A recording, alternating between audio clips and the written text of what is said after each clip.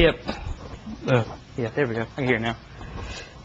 Freaking out a minute ago while we were singing. Make sure it turned on. I've been really, really bad. You had to hear me singing and come here and talk. Oh, but like I said, my name's Jordan. Most of y'all I grew up with. Come here as a young child. But I guess I wanted to start off with my salvation experience. Was in the summer of '97, winter of '97, spring of '98. I can't remember exactly when it was, but my parents were building their house, and where's that now? Me and my grandfather, my mother's father, who was a pastor himself, were in the back room speaking, in the back room working on actually the bedroom that it ended up being my bedroom, talking, and it come up, and my grandfather asked me, he said, had I ever thought about being saved? And I remember very vividly, talking to him about it, and I looked him dead in the eye and was like, more times than you can really count, because it's something that had been weighing on me, and I just hadn't really caught up the nerve to talk to anybody about it yet. So luckily he brought it up to me, and within the following weeks, I come down right here in front of this pulpit and made my public profession of faith, and he actually came down and baptized me right back behind here. That, like I said, following those few weeks. But little did I know that, I guess 10 few years, that my faith would be really put to the test, I guess you could say. But on December 24th, Christmas Eve of '09, at 3:30 in the afternoon, I was hit by a car. I wasn't wearing my seatbelt. The car T-boned me. The car flipped about 3 or 4 times. I was thrown on the second flip. I came down like a sitting down position, and didn't know it at the time, but it shattered my T12. So I'm paralyzed right from the waist down. And actually, I'm telling all this from what people have told me. I don't remember any of it. But from there, I went to Baxley, Hazelhurst. We were in Hazelhurst at the time. Went to Hazelhurst Hospital. It was a very bleak, dark predicament that I was in. The ER doctor looked at me, and she was not very hopeful at all. She actually spoke in very broken English. I remember my mom telling me about this. She told her that I had internal bleeding, a brain injury, or a head injury, and brains on the ground. That's how she said it to her, brains on the ground. But luckily, it was something else. I can go into that later. But it wasn't brains. It was the fatty tissue between the skin and the skull. I started to come out on the second flip, and the door caught my head and ripped. I've got 2 scars that go around the top of my head that it pulled the scalp up on top of my head. And that was probably, we found out later, that was probably the worst of my injuries. You have a lot of blood vessels in your brain, in your head, and I almost bled out was the issue. And I was bleeding profusely in Hazelhurst. The nurses there were freaking out. There was a storm coming in. They were wanting to life flight me to somewhere, but ended up not being able to do that because of the storm coming in. And my father was there, and we're not going to not try. And the whole way there, they were losing my pulse. I think in all my extremities, my legs, my arms, they had lost all pulses except for my femoral. That's the large vein in your thigh going down. But that right there is probably the biggest testimony of prayer, because I didn't know it at the time, but there were people, through Facebook, through phone calls, there were people all over the place. At the time, I was going to Omega Baptist. The pastor there at the time was visiting family in Alabama. He was praying for me over there. They were, come to find out afterwards, a lot of the officers at the accidents. Hazelhurst, if you don't know where it's at, it's a very small town, about an hour and a half away. That was probably the worst thing some of them officers had seen, and it kind of made them a little bit, it was nerve-wracking for them. But come to found out later that they were all praying for me as well. I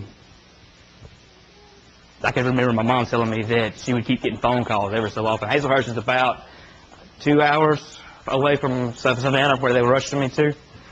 And every time the phone would ring, they had to have a pulse. You know, it was easy. You know, they couldn't tell if I was dead or alive. They were hoping for the best. They finally got me to Savannah, and once they got me there, they realized that the head injury was not as bad. They thought my skull was cracked. Like I said, the brains on the ground that the ER nurse in Hazelhurst thought it was actually the fatty tissue. So once they got the head wound cleaned up and me stabilized, I was on a ventilator for about 2 weeks. After they got me to Hazelhurst, after they got me to Savannah, they put me in the neuro ICU. The doctors there were fairly hopeful. They felt like that I should pull through. As young as I was, they were very hopeful. And my brother ended up going back to, he was living in Brunswick at the time, and I'm not sure exactly how he met the woman, but he met a woman who was there, whose brother-in-law was an officer in the accident, and they said that on Christmas Day, they all sat around the table and prayed for me as well. So yeah, I mean, it was crazy to hear about the people that were praying for me left and right. There was a carrying bridge set up for people to help keep track of what was going on with my rehabilitation and all that kind of stuff. And it was just, I went back and read so many people who were praying for me and just words of encouragement, and it really helps a lot to see that kind of stuff. But once again, none of this I actually remember. I'm going off what people told me. I was in Savannah for about 2 weeks on a ventilator for most of that time. They had me very, very doped up. One of the faint memories I do have was talking about Jeff Dunham and Ahmed. Something about telling the nurses as they're in there, I tell you. You know, it was, I had people rolling left and right, which is not really not like me. I'm not really a very talkative person. I'm usually pretty quiet. So, but probably one of the biggest godsends of my accident was Shepherd Spinal Center in Atlanta. They are a very well-known group. They are one of the best in the country.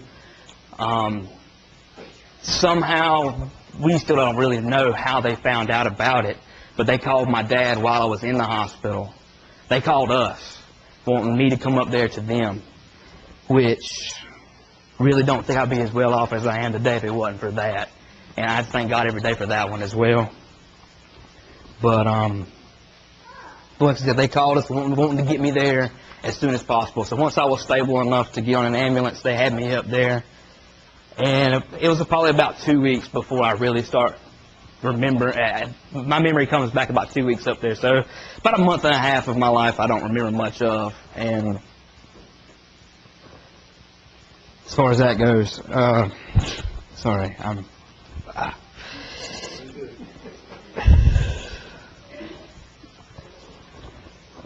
wrote notes, but it's not really helping me out too much.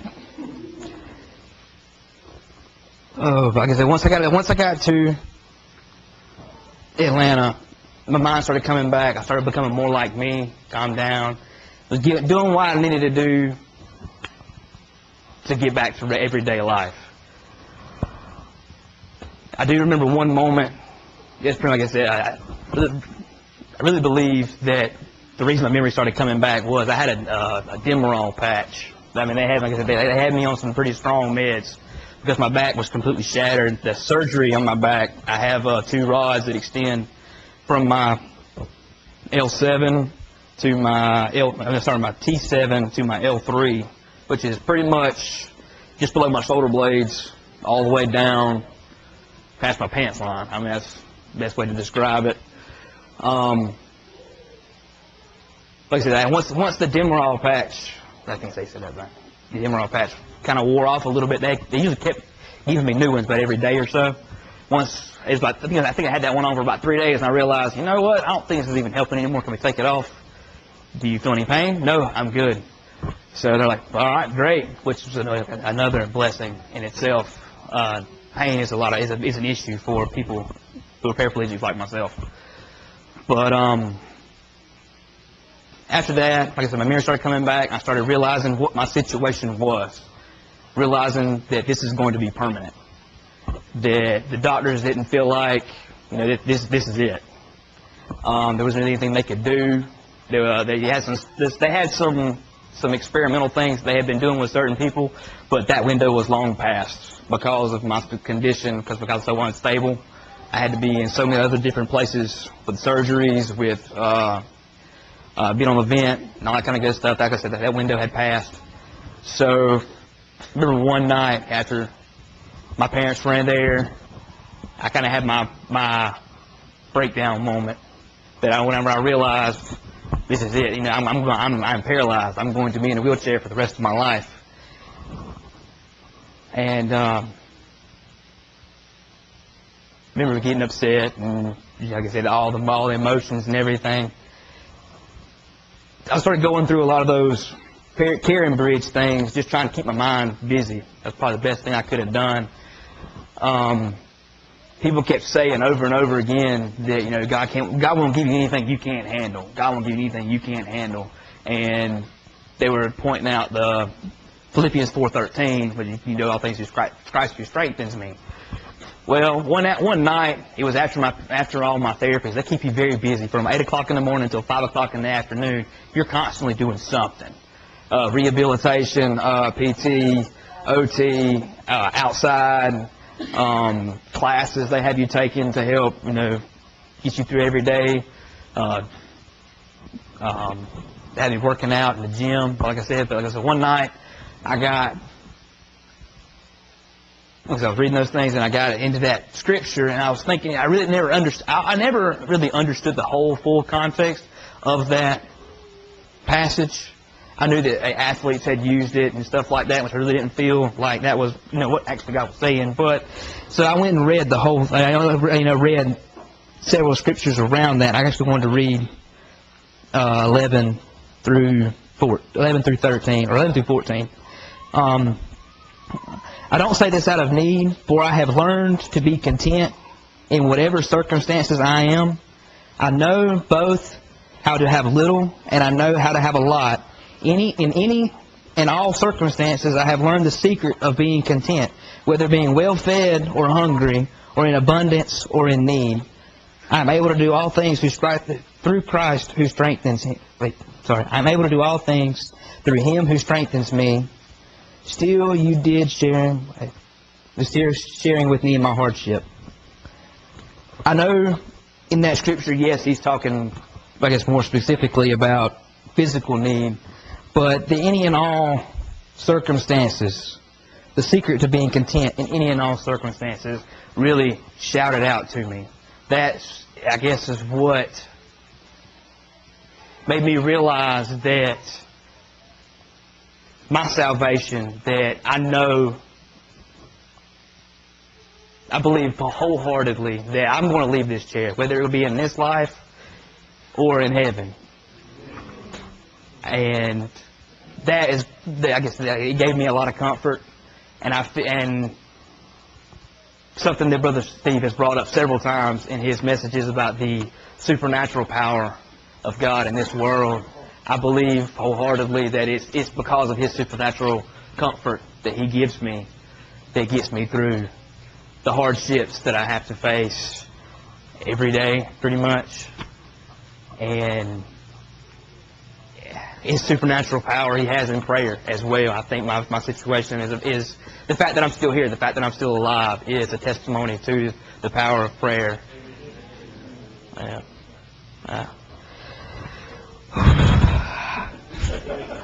Sorry.